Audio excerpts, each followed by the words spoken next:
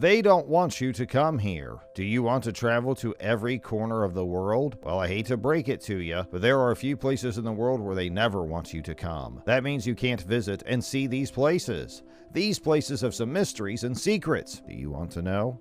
Hello, friends. Welcome back to Mystery Explained. Today, we are back again with some exciting and interesting mysteries. So without any further ado, let's jump into the video right away. It is strange to know that there are places in the world that are dangerous or forbidden to visit. These areas have not been explored and are shrouded in mystery. Do you want to know why these places are forbidden to visit? Then you have to watch the video till the end. In today's video, we will discuss 5 such places that you are not permitted to visit. So let's start the video. The number 1 place on our list is North Sentinel Island, India. North Sentinel Island is home to the Indian Sentinel, an indigenous people who voluntarily separate themselves. They have rejected any form of contact with the outside world, usually with violence. Almost nothing is known about this tribe that has lived on the island for more than 60,000 years. In fact, if you set foot on the island, the Sentinels may try to kill you. 2 illegal fishermen were killed in 2006 when their boat capsized near the island. After several failed attempts to contact the nation, the Indian government banned travel within 3 miles of the island. North Sentinel Island is one of the most dangerous and banned places in the world. An American tourist who illegally visited the isolated North Sentinel Island had drawn international attention to the islanders' isolation. They are one of the few unrelated groups left in the world, and they owe that part partially to the land. The North Sentinel is a small island off the main ports, surrounded by a shallow sea with no natural harbors, in part to the protection laws imposed by the Indian government, and in part to the strict protection of their home and their privacy. But they are not completely affected. Over the past 200 years, foreigners have visited the island several times, and it has ended often badly on both sides. The 72 square mile area of North Sentinel Island is home to an independent Sentinel tribe, known for its rejection of foreign contacts. The Indian government conducted a census in Iceland in 2001 remotely, cited 21 men and 18 women, although some estimates are very high, reaching 500. DNA analysis of the Andaman-related tribes suggest that the Sentinels are among the world's oldest civilizations, dating back to 70,000 years. They maintain the Paleolithic way of life. The earliest record of the North Sentinel Island dates to 1771, when a British explorer reported nightlights on the island that suggested accommodation. Who are the Sentinels?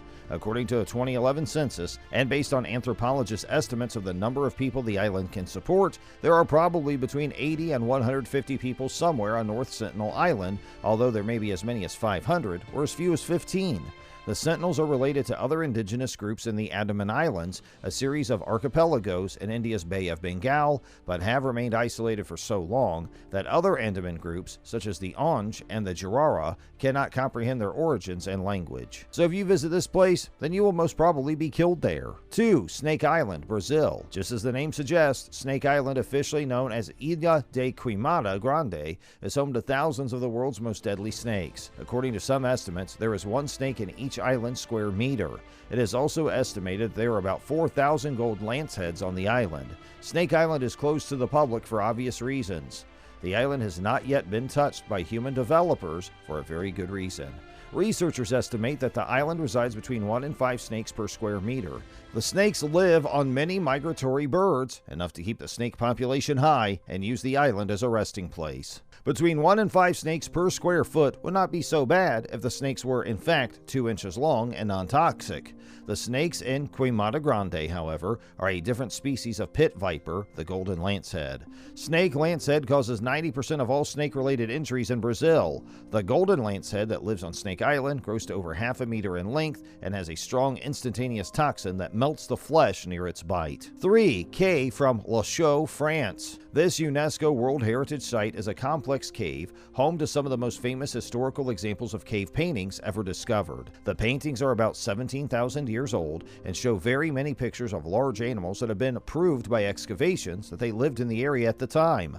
The caves were completely closed to the public in 1963 because the presence of visitors and flooding caused a number of problems such as cholera, germs, and fungi. La Chaux Cave is a Paleolithic cave in the southwest of France, near the town of Montchignac and the Dordogne region, home to some of the most famous examples of prehistoric paintings. Nearly 600 paintings, most of animals, filled the inner walls of the cave with impressive songs. Horses abound, but deer, uruk, ibex, bison, and even other monkeys can also be found. La Chaux was added to the list of UNESCO World Heritage Sites in 1979, along with other prehistoric sites near it. The first cave was closed to the public in 1963 after it became clear that many visitors had caused, among other things, the growth of algae on the walls of the cave, causing irreparable damage to the paintings. Despite the closure, the mold is still widespread inside the cave, and efforts to control these problems and to protect the arts continue. 4. Poveglia, Italy. This small island off the coast of Venice is described by the locals as the most affected area in the world. We have not had anyone since 1968, when the psychiatric hospital closed.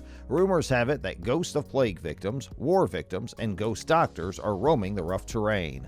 Poveglia Island has its own grisly past. People were dragged and kicked on the island as they displayed even the smallest signs of the Black Death, according to local legends. 7 acres were also used as a mass grave, where an estimated 160,000 victims were burned to prevent the spread of the disease. It is said that even today, human ash makes up more than 50% of the island's soil. Poveglia has for centuries been a refuge, a fortress, a place of exile, and a place for the sick and the dead. In 421, Poveglia welcomed its first settlers, men, women, and children fleeing the invading invaders. Its small size has made the island safer and less susceptible to the suffering of invading armies. For centuries, a small community lived in peace and avoided the laws and customs of the continent. Their numbers declined, however, and by the 14th century, the island was once again abandoned. It was clear it was a death sentence. In the center of the island, the dead and those who were too sick to protest were burned in large pots. This included the tens of thousands of Venice residents who died in the country. The fires were set again in 1630 when the Black Death struck again. Long after the fires were extinguished, Napoleon's military campaign relied on Ghost Island legends and an unstoppable defense of gun and ammunition stores. The Icelandic buildings were later converted into a shelter for the mentally ill in 1922. 5. Svalbard Global Seed Vault, Norway. The Svalbard Global Seed Vault is a protected area built on the slopes of Spitsbergen and is the largest island of Svalbard, a Norwegian archipelago in the Arctic Ocean, intended to protect the seeds of food crops in the world in the event of a global catastrophe. The area was chosen because of its cold conditions and permafrost, which will help to preserve the seeds in case the vault cooling systems fail. Its construction began in June 2006, and the basement was officially opened with its first shipment of seeds on February 26, 2008. It was designed as a comprehensive storage facility that could protect the genetic diversity of human food at the risk of a global catastrophe, such as nuclear war, and to protect genetic resources that could be used to breed new species that are prone to mutations, weather, or new plant disease. The vault stores seeds in a controlled environment and has the capacity to process 4.5 million seed samples. Individual countries and seed banks provide seed samples for storage, usually a duplicate of seeds already used or stored by those organizations. It is free to store the seeds in a vault. Also known as the Doomsday Vault, the World Seed Bank holds about 100 million seeds from around the world to rehabilitate the plant kingdom in the event of a catastrophe on the planet. It is designed to last about 200 years. It can withstand explosions and earthquakes.